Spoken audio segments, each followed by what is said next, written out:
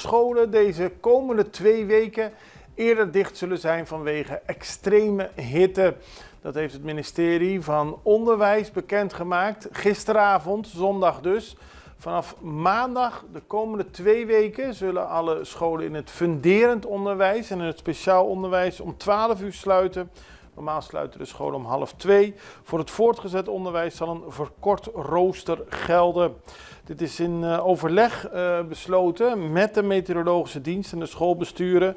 Er is een algemene maatregel genomen om de schooltijden tijdelijk aan te passen.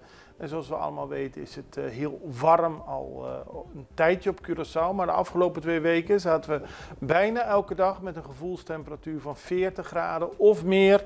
En om te voorkomen dat het niet meer te houden is op de scholen, is deze maatregel van kracht gegaan.